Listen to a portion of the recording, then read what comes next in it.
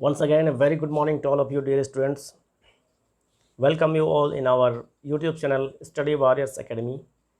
Dear students, before starting our today's session, just I want to say one thing to you that हम जैसा सोचते हैं वैसा ही हमारा एक्टिविटी होता है, वैसा ही हम करते जाते हैं, वैसा ही हमको आगे मिलता है।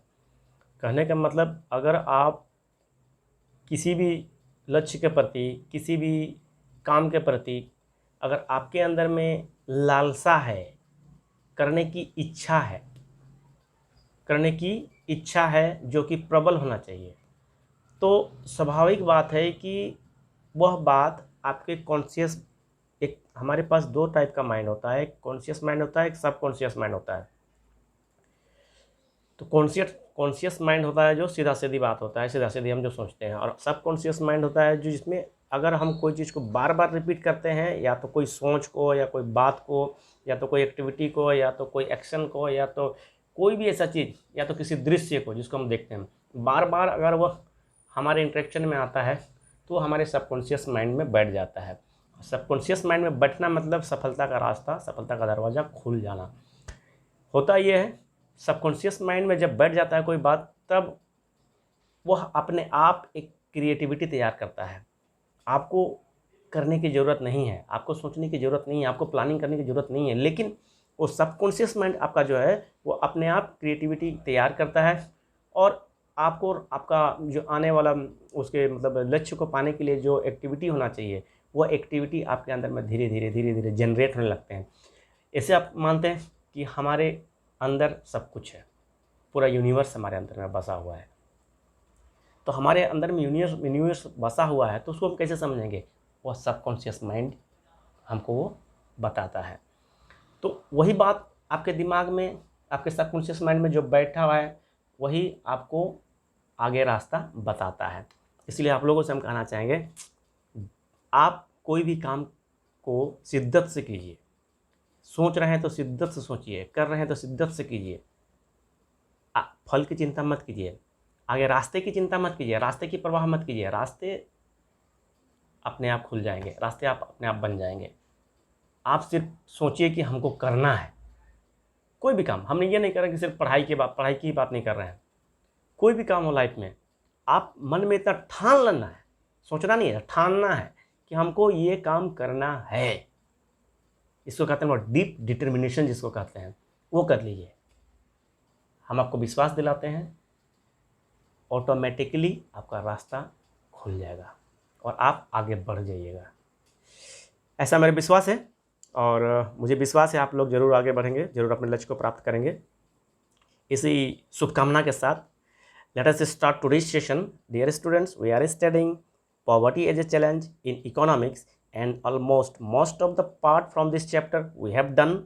And today we will study, or today we will discuss about the challenge ahead.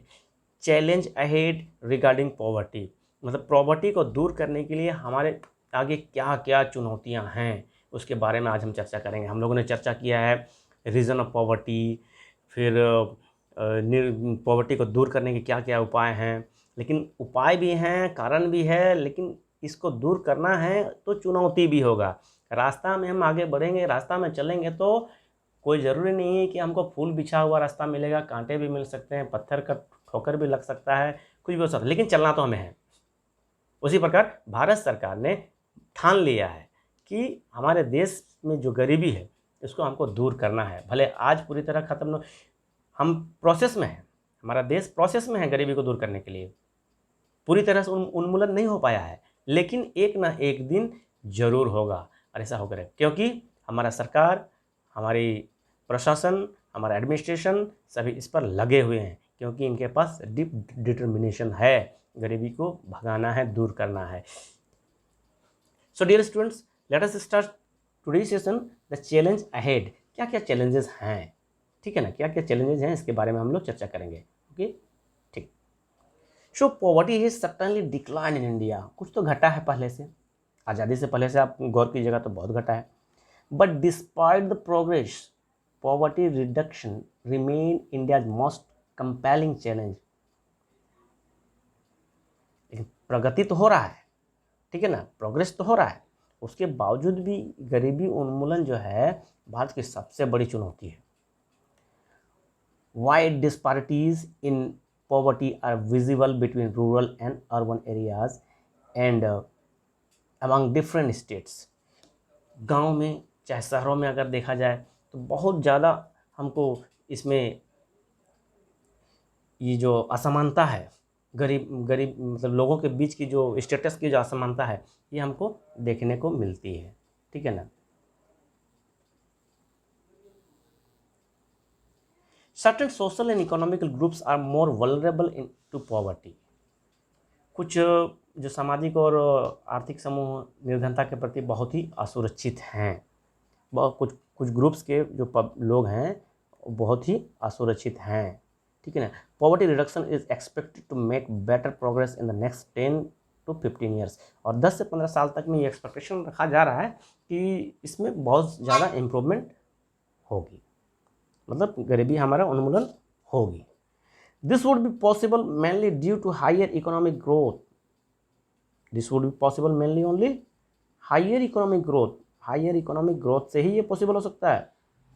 Increasing stress on universal free elementary education.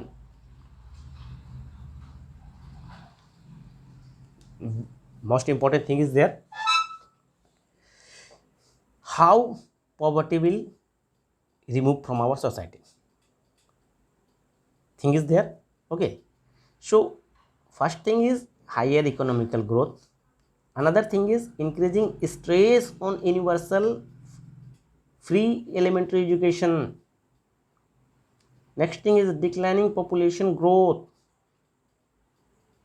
Other thing is increasing empowerment on the women and the economical weaker sections of the society. Question can become how poverty can be relinquished from the society, ठीक है। तो ये सब जो points हम चर्चा कर रहे हैं इस सब को आप याद कर लीजिएगा, रट लीजिएगा, ठीक है ना। This are very most important.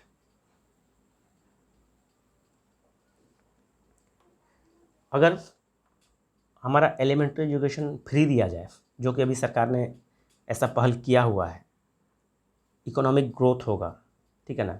दूसरा बात कि पॉपुलेशन को घटाना पड़ेगा, पॉपुलेशन बढ़ाओ वाला अभियान नहीं करना पड़ेगा, बल्कि पॉपुलेशन घटाने पर ध्यान देना पड़ेगा। और महिलाओं का जो एम्पावरमेंट है, महिलाओं के सशक्तिकरण, महिला कैसे सशक्त हों, कहने का मतलब स्वरोजगार जिसको कहते हैं, स्वावलंबी जिसको कहते हैं, वो हो। जिस दिन महिला स्वावलंबी हो गए उस दिन हमारे सोसाइटी डेवलप करेगा। और हमारे सोसाइटी में जो पुअर सेक्शन है, गरीब लोग हैं, उनको हम लोग को इकोनॉमिकली सपोर्ट करना पड़ेगा, ठीक है। The official definition of poverty however capture only a limit part what poverty really means to the people. It is about a minimum subsistence level of living rather than a reasonable level of living. Poverty का मतलब क्या है? Poverty के कहने का मतलब क्या है? मतलब एक न्यूनतम जो जीवन निर्वाह करने के लिए एक न्यूनतम जो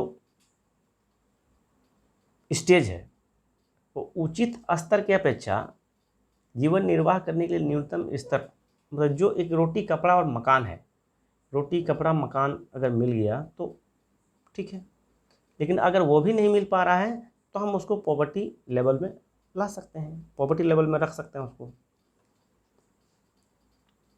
many scholars advocate that we must broaden the concept into human poverty. A large number of people may have been able to feed themselves. बहुत सारे ऐसे लोग हैं जो अपना जुगाड़ अपने खुद कर लेते हैं, बट लेकिन डू दे हैव एजुकेशन? जैसे कि खाना पीना तो हो जाता है, खाना रहना ये सब जुगाड़ हो जाता है, लेकिन क्या वो एजुकेटेड हैं? क्या उनको एजुकेशन मिल पा रही है? या तो क्या उनको शेल्टर मिल पा रही है, और क्या उनका हेल्थ केयर अच्छा हो पा रहा है, क्या उनका जॉब सिक्योरिटी है, जॉब सिक्योरिटी का मतलब समझ रहे हैं ना, मतलब जो परमानेंट जॉब है उनका, और क्या उन मतलब सेल्फ कॉन्फिडेंस हैं वो। तो ये सारे टॉपिक्स जो हैं ये पॉवर्टी लेवल को डिटरमाइन करता है, ठीक है। और फिर दूसरी बात है कि क्या free from cast, gender determination, gender discrimination, क्या उनको जेंडर डिस्क्रिमिनेशन किया जाता है, कास्ट फ्री हैं। तो ये सारे पॉइंट्स जो हैं, ये सारे फैक्ट्स जो हैं पॉवर्टी को डिटरमाइन करता है, ठीक है ना। Is the practice of child labour still common, कहने का मतलब ये सब मुद्दा पर हमको जानना पड़ेगा, समझना पड़ेगा।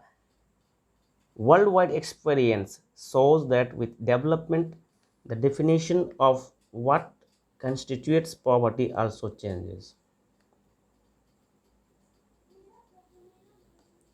Eradication of poverty is also a moving target. Poverty को हटाना एक अभी बहुत बड़ा टारगेट है। Hopefully we will be able to provide the minimum necessary in terms of only income to all people by the end of the next decades. और अगर हमारा प्रयास जारी रहे तो हम नेक्स्ट डिकेड तक इस पर कामयाब हो सकते हैं।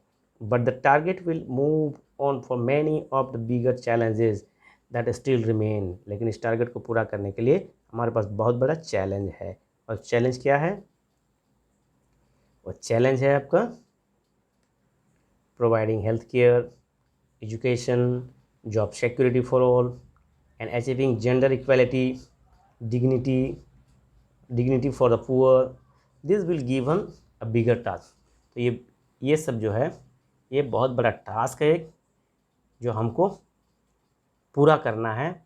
और कहने का मतलब हम क्या चर्चा किए आज के सेशन में? आज के सेशन में हम चर्चा किए कि पॉवर्टी तो हमको दूर करना है। तो पॉवर्टी दूर करने के लिए हमारे पास चैलेंजेस क्या क्या हो सकते हैं? हमारे पास बहुत सारे ऐसे चैलेंजेस हैं, ठीक है ना, कि लोगों जैसे कि अगर वो खाना पीना उसका जुगाड़ हो जा रहा है, लेकिन उसके पास शिक्षा है कि नहीं, घर है कि नहीं, स्वास्थ्य की सुविधा है कि नहीं, रोज़गार उसका सिक्योरिटी है कि नहीं, सेल्फ कॉन्फिडेंस है कि नहीं वो, या उसको डिस्क्रिमिनेट तो नहीं किया जाता है कहीं। फिर जो चाइल्ड लेबर की प्रथा जो है वो तो उसके घर में चालू है कि नहीं, प्रचलित है कि नहीं, ठीक है ना। ये बहुत सारे अनुभव बताते हैं कि विकास के साथ साथ निर्धनता की जो है, गरीबी की जो है परिभाषा बदलती है। निर्धनता उन्मूलन कहने का मतलब गरीबी उन्मूलन हमेशा एक गतिशील लक्ष्य है हमारे देश के लिए। और हम उम्मीद करते हैं कि सभी लोगों का प्रयास रहा, हमारे सरकार का प्रयास रहा, तो एक सबको न्यूनतम आवश्यक आय उपलब्ध करा सकेंगे, ठीक है ना। सभी को स्वास्थ्य सेवा, शिक्षा, रोजगार, सुरक्षा सभी उपलब्ध कराना। लैंगिक समता मतलब जो लैंगिक जैसे कि पुरुष और महिला के बीच में जो असमानता है उसमें समानता, तथा जो गरीब लोग हैं उसका सम्मान। ऐसे बहुत सारे चुनौतियां हैं अभी भी हमारे सामने, ठीक है ना। तो इन सबको हमको दूर करना है और कुछ कुछ सुविधाएं, कुछ कुछ सुरक्षाएं हम लोग को अवेलेबल कराना है हमारे सोसाइटी में, ताकि हमारे सोसाइटी का डेवलपमेंट हो सके और हमारे सोसाइटी से गरीबी पूरी तरह से उन्मूलन हो सके, ठीक है ना। इस चैप्टर में हम लोग क्या क्या देखें कि जो निर्धनता है इसका बहुत सारे डायमेंशंस हैं, ठीक है ना। इसे हम लोग पॉवर्टी लाइन की जो अवधारणा के द्वारा मापा जाता है। इसको पॉवर्टी लाइन के द्वारा हम लोग इसको समझते हैं कि ये किस कैटेगरी में है। और ये जो अवधारणा है इसके द्वारा हमने निर्धनता में मुख्य वैश्विक तथा राष्ट्रीय प्रवृत्ति का विश्लेषण किया है। लेकिन हाल के कुछ दिनों में, कुछ वर्षों में निर्धनता का विश्लेषण जो है सामाजिक अपवर्जन जैसी नई अवधारणाओं के द्वारा समृद्ध हो रहा है और इस प्रकार चुनौतियाँ भी बढ़ती जा रही है, ठीक है ना। तो बहुत सारी चर्चाएं हम लोग किए इस चैप्टर में निर्धनता से रिलेटेड, पॉवर्टी से रिलेटेड।